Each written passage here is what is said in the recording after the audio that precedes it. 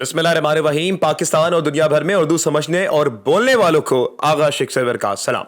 नाज़रीन किराम, इमरान खान खामोश हो जाए, इमरान खान को चुप करवा दिया जाए, इमरान खान की बीमारी से मुतल्लिक जितनी चीजें हैं वो इस वक्त बंद कर दी जाए। ये डील क्या ऑफर हुई है ये आपको बताएंगे आज के इस व्लॉग में। आपको बताएंगे कि अफगानिस्तान पाकिस्तान के इस हमले के बीच में क्या डिजास्टर हुआ है, क्या चीजें इस वक्त फैली हैं। और नाज़रीन किराम, अयाज सादिक साहब ने जो बयान दिया है उस पर तमाम चीजें आके रुक गई हैं। अयाज सादिक साहब ने क्या बयान दिया है, क्या डिटेल्स हैं, वो आपके सामने रखेंगे। गैलप का सर्वे आया है और इस गैलप के सर्वे में नाज़रीन किराम नेतन्याहू को पाकिस्तान में अच्छा दिखाया गया है। आपके सामने ये सारी कहानी रखेंगे, लेकिन सबसे पहले नाज़रीन किराम 25 फरवरी का दिन, इस दिन को मख्तस किया गया है इमरान खान से हॉस्पिटल मुंतकली की तरफ।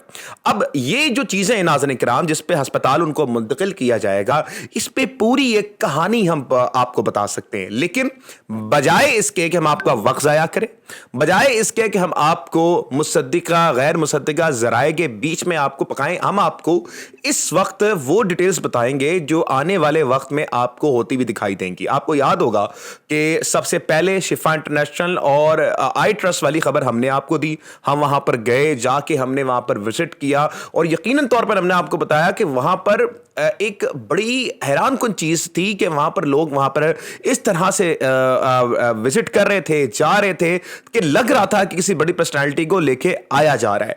हमने आपको यह बताया था कि इमरान खान की बहनों तक ये पैगाम पहुंचाया गया है कि इमरान खान को चुप करवा दिया जाए।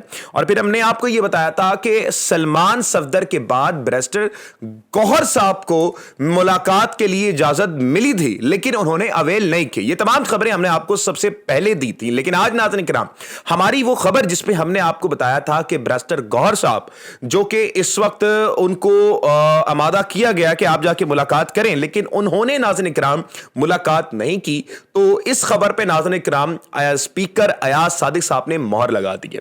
अब स्पीकर अयाज सादिक साहब क्या कहते हैं, उनका जो प्रॉपर्ली स्टेटमेंट है वो मैं आपको पढ़ के सुना देता हूं कि उन्होंने इस वक्त क्या बात की। बड़ी इंपॉर्टेंट बात है और इसके बाद ये जो कासराइयां थी वो खत्म हो जाती हैं। अयाज सादिक साहब ये कहते हैं, मुल्क से मैं बाहर था जब डॉक्टर ने इमरान खान को देखा था, जब डॉक्टर ने इमरान खान को देखा था मैं उस वक्त मुल्क से बाहर था।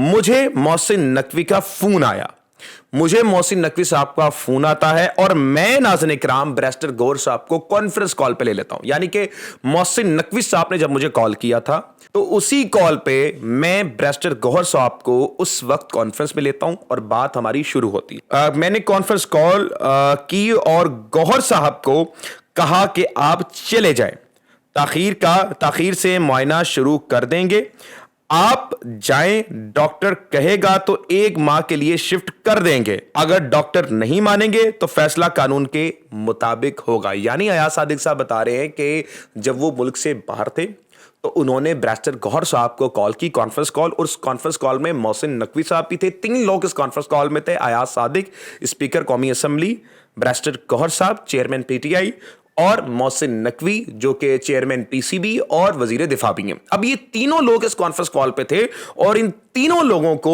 उस वक्त नाज़रीन किराम बताया गया, अयाज सादिक साहब ने ऑफर की कि आप जाएं, जाके आप विजिट करें, लेकिन अगर आप ताखीर करते हैं तो डॉक्टर मुआयना शुरू कर देगा, फिर हम डॉक्टर की बात मानेंगे और डॉक्टर की बात करने पे फिर हम इमरान खान को कहीं पर भी अगर डॉक्टर कहता है तो शिफ्ट करेंगे। अब बैरिस्टर गौहर साहब के मुतालिक उन्होंने ये नहीं बताया कि बैरिस्टर गौहर ने क्या जवाब दिया, लेकिन ये चीज मैं आपको बता देता हूं। बैरिस्टर गौहर साहब ने हुकूमती जो अवाम थी उनको वेट करने का कहा था और उनको ये बात की थी कि हम कमेटी से मुशावरत के बाद आपको ही जवाब देंगे। लेकिन बजरिया तौर पे जो मेरे इस वक्त सोर्सेज हैं, मैं आपको बता दूं कि बैरिस्टर गौहर साहब नहीं जाना चाहते थे और उसकी एक बड़ी रीज़न जो हम तक ये पहुंची है वो ये है कि बैरिस्टर गौहर साहब ये समझते थे कि सोशल मीडिया पे चलने वाली जो कैंपेन्स चलती हैं उस पर कहीं ना कहीं हद तक मैं घिर जाऊंगा और कहीं पर भी मैं कोई बात अगर आके इमरान खान के मुतालिक ये कहता हूं कि उनकी शायद ठीक है, तब भी मैं इस वक्त कंट्रोवर्शियल हो जाऊंगा, मुझे लोग इस वक्त छोड़ेंगे नहीं। और अगर मैं आवाम को ये बताता हूं उनकी तबीयत बड़ी ख़राब है, तब भी लोग मेरा यकीन नहीं करेंगे। ये तो एक बात हो गई जो मुझे उनके बड़े करीबी बंदे ने ये बताई है। अब इस पर कितना यकीन करना कितना यकीन करना नहीं है, ये एक चीज़ मैं आपके ऊपर छोड़ता हूँ। लेकिन मेरा बजरिया ओपिनियन क्या है कि जब आपको हुकूमत कह रही थी कि आपको इमरान खान से मुलाकात के लिए जाना चाहिए तो आपको उस वक्त बैरिस्टर गौहर साहब जाना चाहिए था।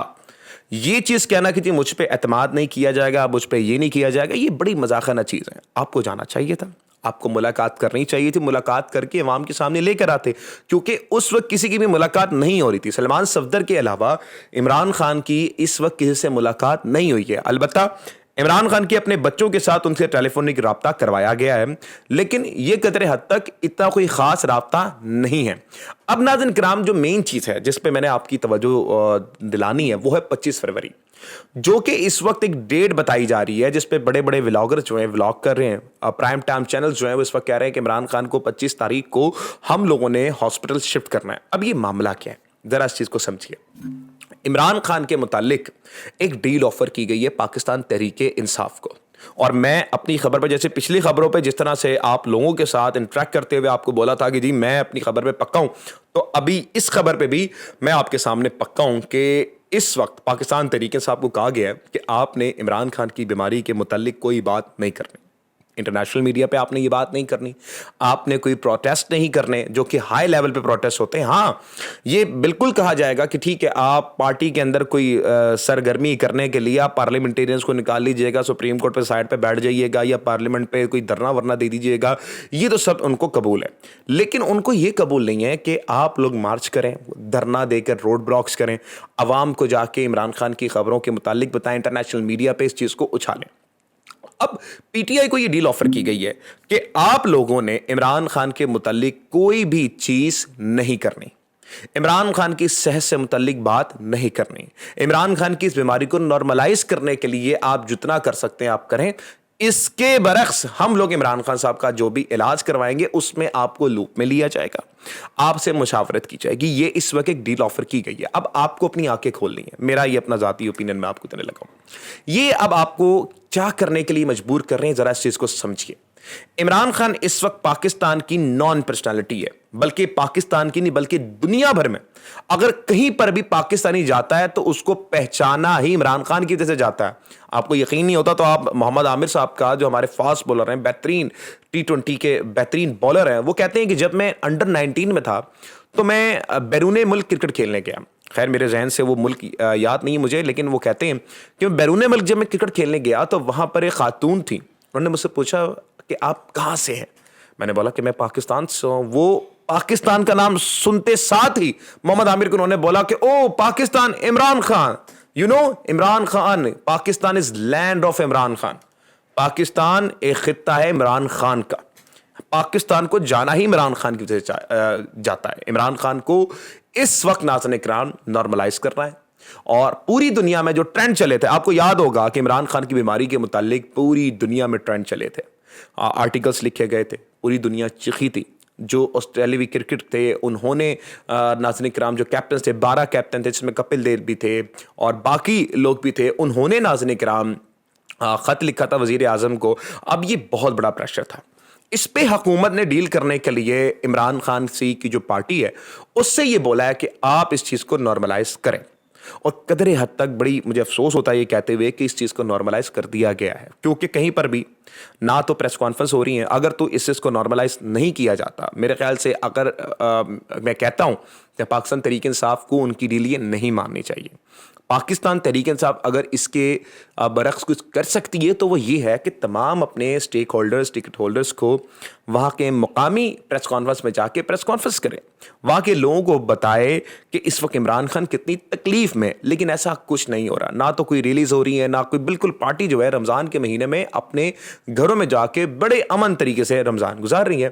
ہاں ہوگا یہ پارلیمنٹیرین سپریم کورٹ جا سکتے ہیں, وہاں پہ جا کے احتجاج کریں گے, یہ ان کو راز ہے, اور وہ یہ کہتے ہیں کہ جی ہمیں اس سے کوئی مسئلہ نہیں, آپ یہ کریں, جو کرنا ہے آپ لوگ کریں. لیکن ہاں جس سے مسئلہ ہے, دھرنے سے مسئلہ ہے, ریلیز سے مسئلہ ہے, ان کو مسئلہ ہے کہ بازاروں میں جا کے آپ اعلانات کریں, انٹرنیشنل میڈیا کے پاس جائیں, تو وہ یہ جو کام ہے وہ اس وقت پی ٹی آئی کو دیے گئے ہیں کہ آپ لوگ نہ کریں. اگر ہم آگے چلیں تو مریم نواز صاحبہ کی جیل یاترا کی تیاریاں مکمل ہو چکی ہیں. مریم نواز صاحبہ کو اس وقت 28ویں ترمیم سے پہلے ہی کیسز میں جکڑ لیا گیا, اور یہ ایسے کیسز ہیں کہ اس وقت اگر مریم نواز صاحبہ کو وزیر اعلیٰ کی کرسی سے ہٹایا جائے تو سیدھا ان کی جو گاڑی کا بریک ہے وہ کوٹ لکھپت یا اڈیالہ جیل جا کے لگے گا.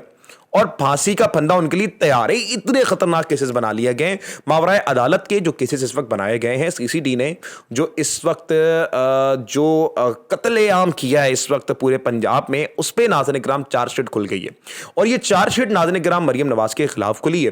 اور یہ میں جو آپ کو بتا دوں کہ جی یہ جانے والے آنے والے, مجھے ایسا نہیں لگتا.